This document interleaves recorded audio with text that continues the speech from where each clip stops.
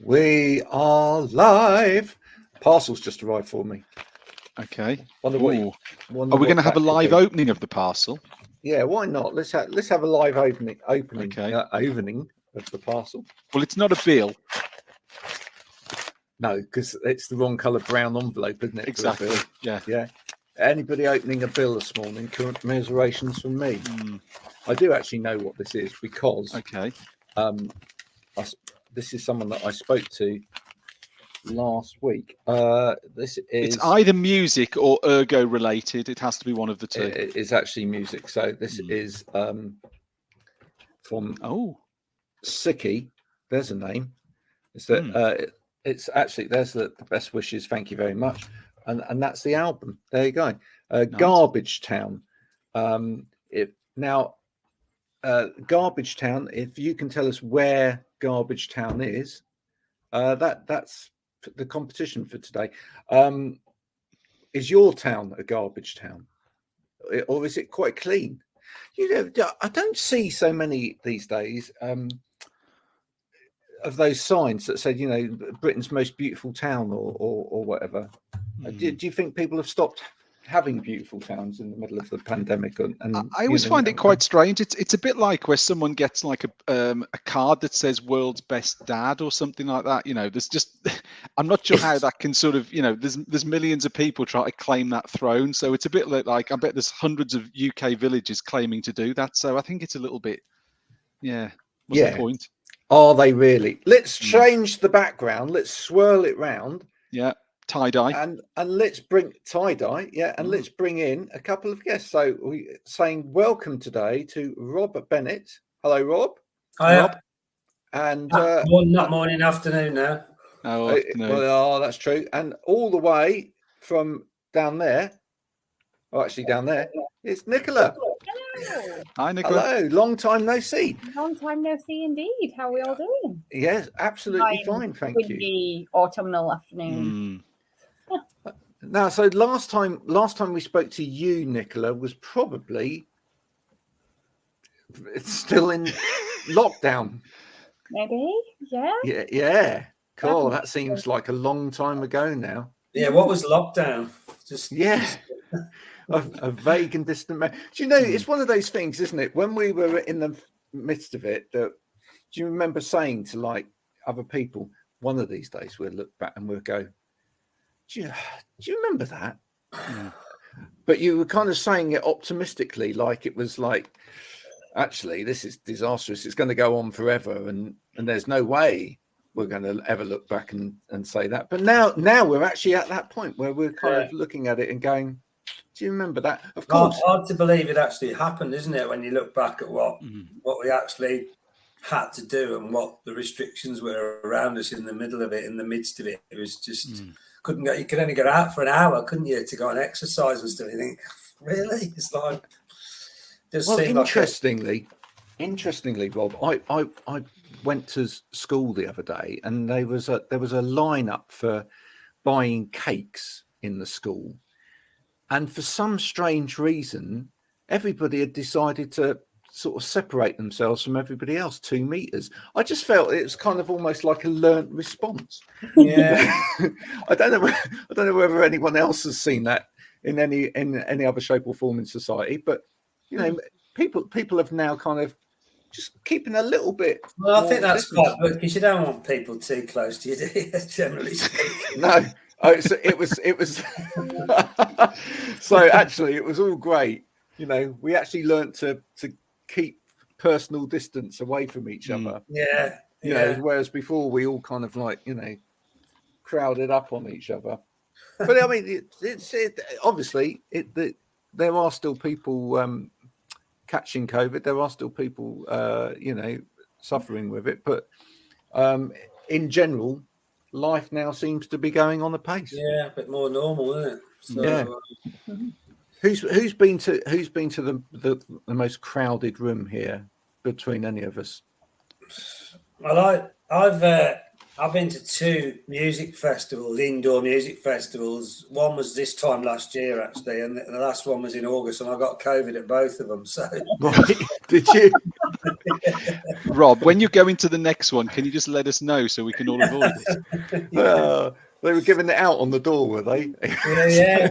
I mean, It's it's like- probably inevitable. But then my mates who I went with, it's quite ironic, really, because the first one I went to up at Butlins in Skegness, of all places, there was about 12 of us, and me and one other guy got COVID, and the one I went up to in Blackpool in August, me and one other guy got it. So it's just random how it just picks people out, really, you know. And then again, some of my other mates, when I tested positive on the Monday I got back, I didn't have any symptoms. I just thought I better just test myself because we obviously got the kits, and now I messaged a lot of my mates saying you better test yourself because I've got tested positive. 3 or 4 of them came back and said, well, I haven't even got any testing kits, so I can't. So they could have had it without even, you know, without even knowing, without even finding out whether they'd got it or not, you know. So a little bit of absolutely. And I wonder how many people stocked up with kits before you actually had to buy them. Yeah, right.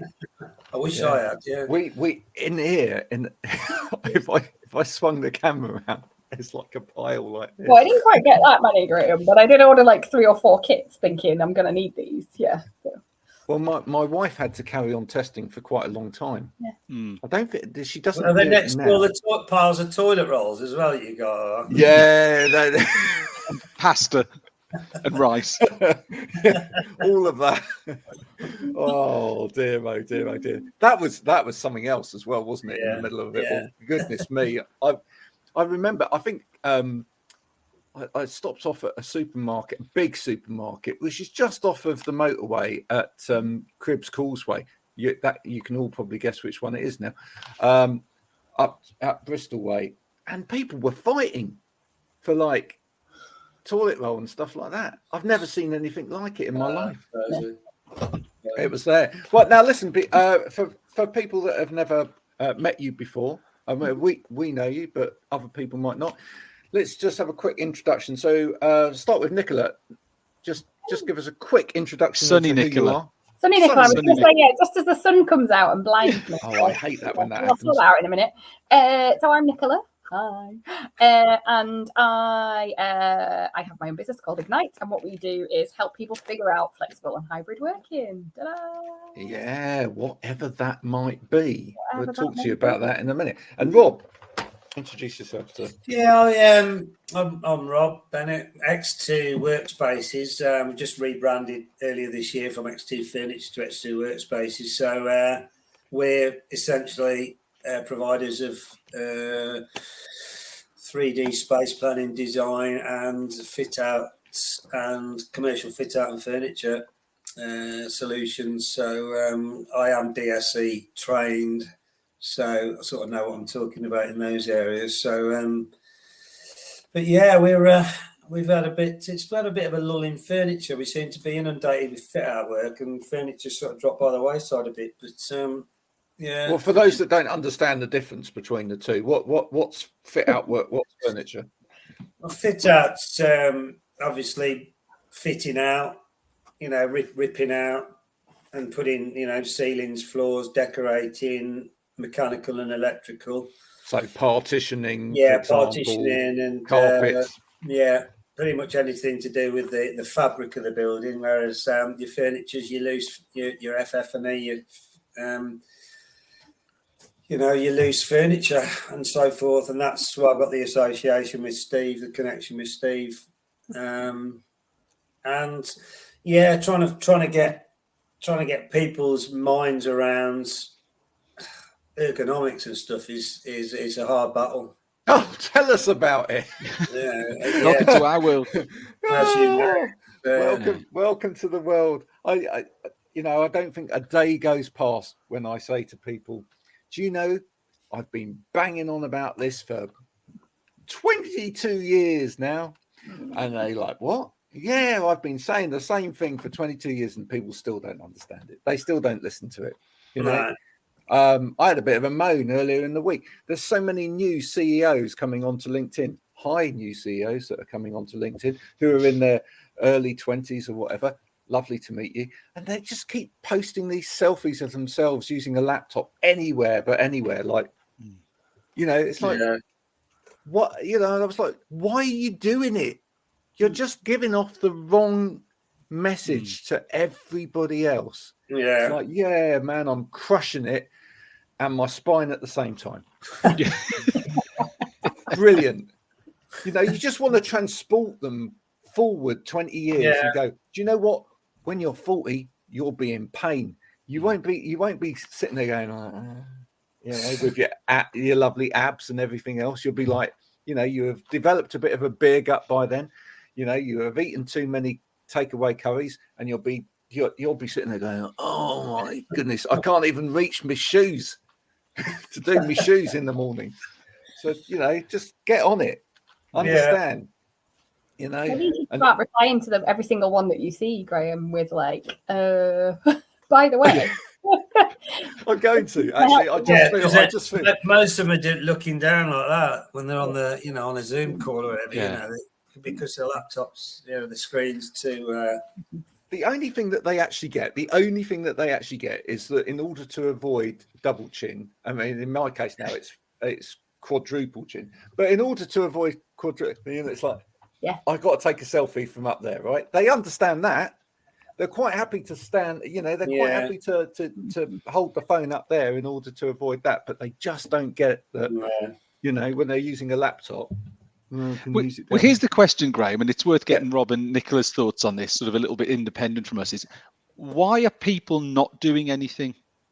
We've talked about this a lot. So is it because they don't know that the products and solutions exist? Is it financial? Is it something else? Why are we still not financial? People? No. So definitely why are we still seeing people using things despite the fact that we've banged, you know, not just us, but this has been going on for such a long time? Why are people still not doing anything? Okay. Do you think? Well, I'm gonna answer on behalf of the young people first, and then we'll get around the table. On behalf of the young people, it's because they don't think it applies to them. Okay. Right? Because they're young, right? And I've seen it when I've been in to do assessments with like 19, 20-year-olds in buildings before now. You know, they all laugh about it and go, yeah, well, you know, I'm never going to get a bad back. Look at me, you know, I'm young, I'm nubile, I'm, you know, I'm funky fresh. I'm not gonna get a bad back. I used to go and tell them, actually, when I used to go in those buildings, it was like rows of young lads and they were all 19. I used to say, well, I'll tell you what, if you carry on like that, your sex life will be dreadful. And then they all suddenly sat up. You know, I think we've taken the wrong approach over the years with ergonomics. We start talking about, you know, lumbago and stuff like that. We should talk about the fact that they won't get laid later on, and then actually they probably would take more notice. I can't answer about anything else. In general, why do you think? Why do you think people? I still think it's a lot of accountability or unaccountability. I don't think the guidelines and the regulations are, you know, are strong enough. It's a bit like the government, really. They just brush it under the carpet and getting political there, Rob. Getting political. But I just don't think enough of them care. I don't know. Again, people will look, you know, project work and stuff, and would love to do projects where people will say, yeah, I want desks, I want chairs, I want screens, whatever, and I also want monitor arms and everything else that goes with getting people sat properly, but they just don't. And you can try and bolt it on as much as you like, but it is like getting blood out of a stone with a lot of them. For some reason, on that point, for some reason, it's not seen as part of like the essential equipment, is it? Like you said, when you're asked to kind of set up an office, it's like, well, I need a desk and a chair, and they might maybe think about ergonomic chairs, but they're not thinking about, you know, any of the other equipment that should probably just be. No. They're more interested in the aesthetics, because people will always order screens to go between desks, which are cost.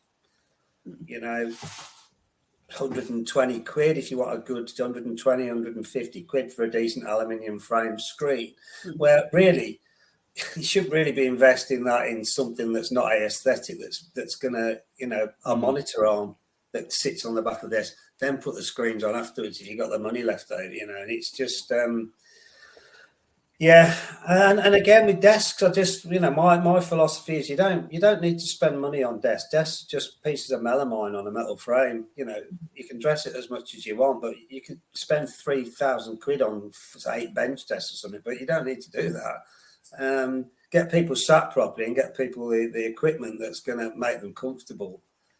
Let's just talk about your piece, Nicola, within that as well. That flexible hybrid working, because the same thing applies to a certain extent. I think a lot of people are just give lip service to these things as opposed to actually leading from the top and saying this is how this, you know, organization is going to be. And I think that's the big problem. You've actually got to see the culture led from the top within an organization, and someone saying, right, okay, you know, we believe in flexible working, right? I'm going to be flexible working as well. As the person running this business, I'm not going to show people that I'm going to be here every hour that God sends. I'm going to show them that I've got a life outside of work as well. Yeah. Is that the case? Yeah, absolutely. And it's what we are seeing playing out now. So, you know, and it's really interesting, and I'd be intrigued by how this is impacting maybe any fit outs you're doing with office design now, and if people are sort of changing the way they do it. So it's interesting. A lot of organizations, when we were all remote working, and then it's like, oh, right, we want you to come back in the office now. We're going to introduce a hybrid policy. And a lot of organizations were sort of, as you'd want them to be, fairly loosey-goosey about it. Like, come into the offices are now open, like, take the time to come and meet people and, you know, use the offices for that kind of team connection, team collaboration, the stuff you can't do in person. And what they found was no one's actually gone back to working in an office. So you've got all of these companies now whose leaders, quite often there's definitely an intergenerational thing. Why are people not in the office? Why am I paying for this office and no one's here? So we've gone from this kind of like, you choose and you decide and have some autonomy and some choice about when you might come in, to like, no, we're just going to mandate now. Now we're going to say you need to be in 2 days a week. But the problem with that is we're not thinking differently about work in that way. We're just basically saying, we know you can be effective at home. Just do exactly the same things at home as you're going to do in those 2 days in the office, which means most people are going, so I now 2 days a week have to get up, get properly dressed. I can't wear my slippers. I have to get on a train, or I have to get in my car. I have to commute however many miles or minutes or whatever else it is, get into an office to sit at a desk with a whole bunch of people who are also sat at the desk with the headphones on virtual calls all day. But it comes from this, it all comes from this sense, from a leadership perspective of, it's about presenteeism. Like, I want to be seeing people in the office. Why am I not seeing people physically there? And yeah, all sorts of things in that about culture and leadership and stuff. And the thing is, the trouble is that there's conflicting reports. There's some reports that are coming out, and we were discussing it last week. There's some reports that come out in the news that show that actually people are more productive working from home. And then there are other reports from companies coming out that say, well, actually they're not. And until we get them back in the office, they're not as productive. And the trouble is, no one really knows what to believe. I also question the term hybrid, and I've had a lot of conversations with people about the term hybrid, because a lot of people think that it's culturally quite dangerous and actually a really dreadful word that we shouldn't actually be using. I know a lot of culture change leaders saying, whoa, we should stop using this term, because actually it's just another management term. It's just another divisive term to say we need to template this. We need to actually tell people how to work, as opposed to it really does go away from flexible. Yeah. Nicola, just what's your definition? I know we've had this conversation before, but it's interesting to know people's definitions and interpretations. Flexible and hybrid? What's your definition of both of those? Because I think when I hear people talking or read things, I read it and go, actually, you mean that, but you're calling it that. A little bit like, Graham, when we've said about people calling products ergonomic. Do you know what I mean? They're putting a name and a label on something, but actually it isn't what it means. So I'd be interested to know what in your head, what your definition of those two things are. So as you'll know, I like to keep things simple. So for me, my definition of flexible is it's three things. It's where, when, and how we work. And hybrid is the where. That's it. So hybrid is one tiny part of flexible working. What hybrid doesn't look at is when are you going to be working in that kind of time frame, and it's not looking at like how is the work structured, how is the workload organized, how might you decide when you're going to come together, when you're not going to come together. It's just one part of the flexible. Yes. Having said that, even within that, you talk about the where. There are companies that will define hybrid very purely as home and office. There are other companies that will go hybrid is home, office, coffee shop, remote, drop down place, co-working space. Yeah. So it's really not. It's not a term that really means anything. I think. No. That's I was going to say, and one of my personal bugbears that I have is that when you talk about hybrid working these days, people think what they're talking about is hybrid meetings. Don't get me started on hybrid meetings. And I'm like, no, like just because hybrid exists doesn't mean we should do everything in hybrid. Like if you're having a meeting, pick a lane. Either it's an in-person meeting or it's an online meeting. Trying to do both is not going to work. I think there are other terms which are. Sorry, Rob. Carry on. We've just done some work for a company in the jewellery quarter in Birmingham. I mean, there was no furniture. They've got existing furniture. They've got nice big offices, and the times that we've been in there, there's hardly ever been anybody. Anyway, the guy who we've been dealing with, who I get on really well with, I had sort of open chat with him last time I went in because we built a huge server room for them, like a big shed in the middle of one of their offices. And we've also done a load of mechanical and electrical work and installed a big generator and stuff as a backup. And so we did all that for them. And the conversation I last had with him was because they've asked us to quote on creating a big new storage area with some meeting rooms on the side of it for when people come back into work. And he's basically chomping at the bit and going crazy, pulling his hair out because he wants people back in the office. As he said, they're more productive coming in and sitting face to face and going off into the meeting rooms and having meetings than what they are sitting on doing Zoom calls at home and stuff. He's just desperate to get people back because they've got all this space and nobody's sitting at all these desks and everything. But he said then there's politics involved because there's other managers within the organisation. If their team come back into work, it means they've got to come back into work, and they're literally making it a personal issue to say, "Oh, I don't want my team back in. They're doing this, they're doing all right." But he's just pulling his hair out because he's saying he knows that a lot of it's down to just personal. The management, some of the management team, it's a personal thing for them. They don't want to go back in the office.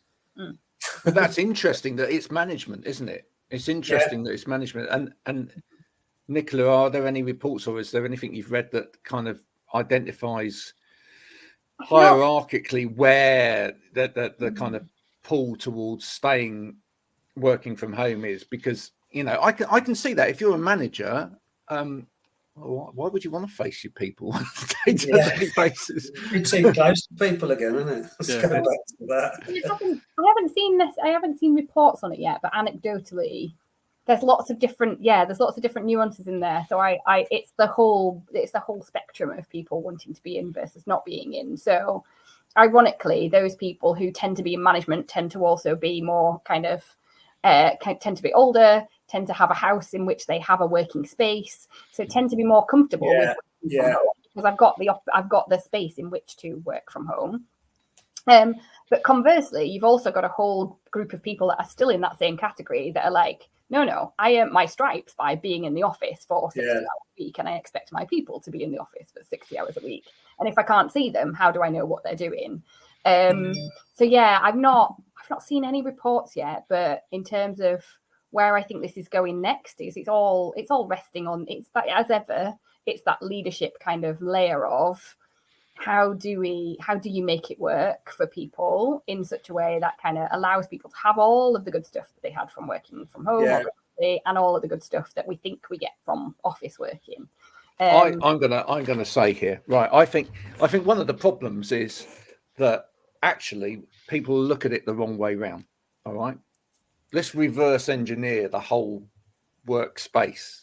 Okay, you know I love reverse engineering everything, but let's reverse engineer it. So I think, like your friend that you're doing the work for, your client that you're doing the work for, the problem that they've got is that that's their viewpoint. They want this to happen this particular way. All right. What they're possibly not thinking about is what would actually entice anybody to come in and work within this space. Now, if we start reverse engineering it, what we might do is go, actually, why don't we just, and going back to the flexible piece again, if we're really adopting flexible, then actually we should be saying to anyone, the choice is yours, right? You can work from home or you can come into here. But what are you going to miss if you don't come into here, right?